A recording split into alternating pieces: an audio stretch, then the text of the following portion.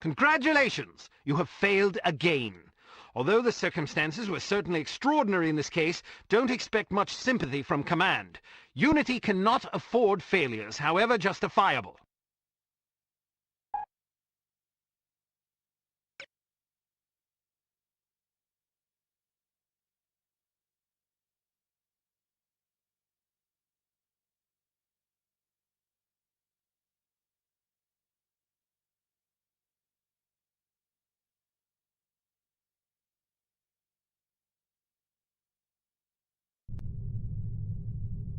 I'm impressed, Agent Archer.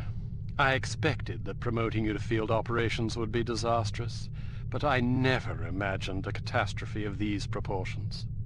You've now managed to botch 2 high-profile, high-stakes missions. Care to explain?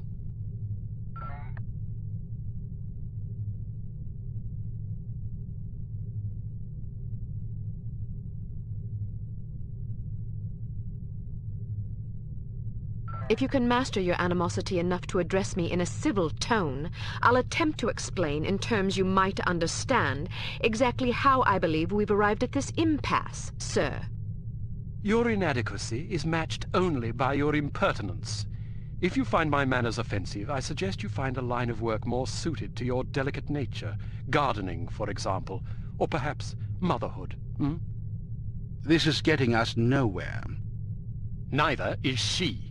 I plan to submit a formal request to review her record for dismissal. You'll do nothing of the sort.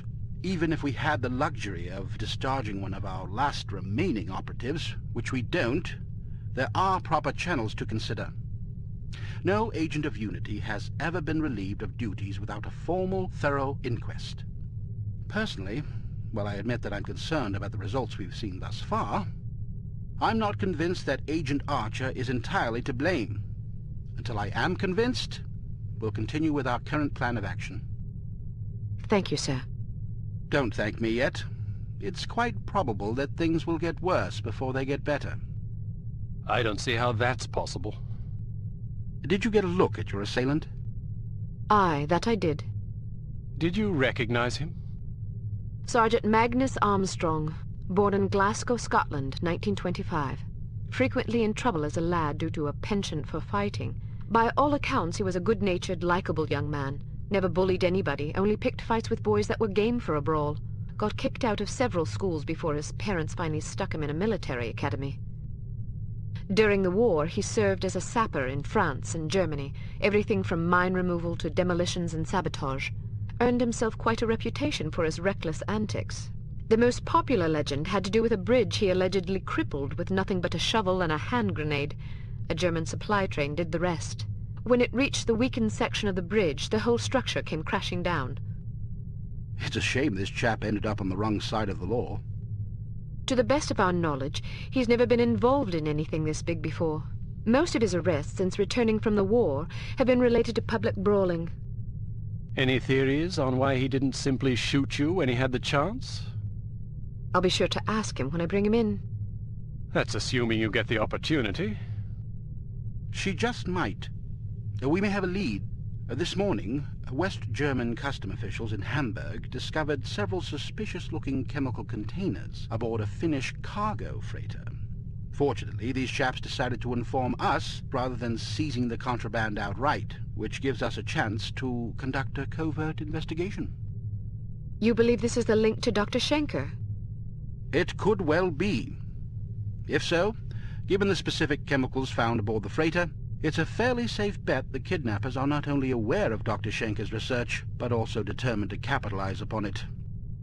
If our theories are correct, the kidnappers are in Hamburg or will be arriving shortly. A good spy could find them. Fortunately, we're sending a good spy on this mission. You'll be working with him.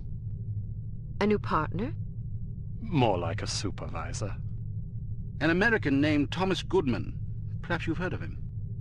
Aye, but I thought he was killed in Amsterdam. Really? He's a resourceful chap, though.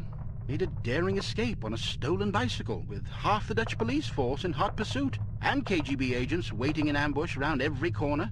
Smashing story. I'm sure he'll recount it if you ask him. At any rate, you're to rendezvous with him in Germany and see what the two of you can dig up. You'll take your orders directly from him during this mission. Thank God.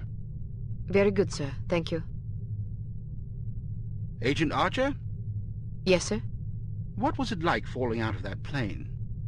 I promise to tell you about it sometime. I tell you she's a liability. Perhaps, but I'm not convinced yet. What will it take to convince you? How many more catastrophes must we suffer through? Because keeping her on the active list will lead to further disasters. Of that, I'm certain. Yes, I can see that you are. Our purpose is to preserve freedom, to protect innocent lives, to combat evil wherever it manifests. We can't afford to tolerate anything that stands in the way of that goal. The girl may be spirited, but she's virtually incompetent. I admire your sense of duty, but I question your judgment. I can't say that at my prime I would have performed any better than she under the circumstances. You're assuming her reports are entirely genuine. Personally, I wouldn't be at all surprised to learn that she'd colored the facts. The bloody things read like adventure novels. So now you're indicting her credibility? Does that seem unreasonable? The girl was a thief, for goodness sakes. A little skepticism seems prudent. I'll take it under advisement. Look, it's not too late to pull her off the assignment. I've read the American's file. He's perfectly capable of handling an operation like this on his own.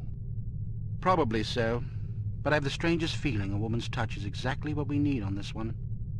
I can't argue with you when you're like this. No, you can't.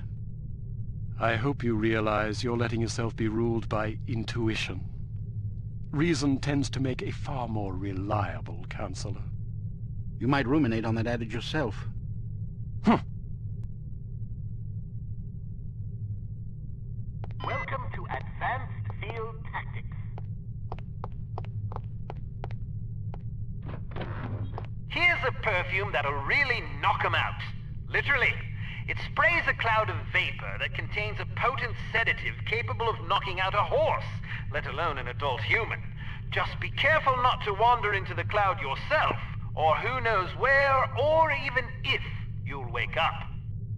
Why don't you try it out on Leon here? He's been up for 32 hours straight working on a new prototype. The rest might do him some good.